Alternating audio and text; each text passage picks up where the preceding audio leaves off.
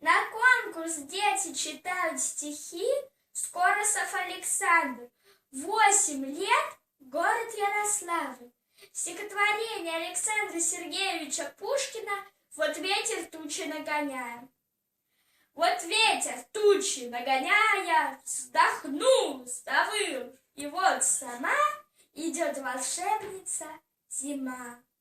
Пришла, рассыпалась клоками, повисла на суках дубов, легла волнистыми коврами среди полей, вокруг холмов.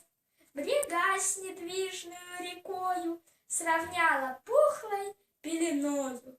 Блеснул мороз, и рады мы проказам матушки зимы.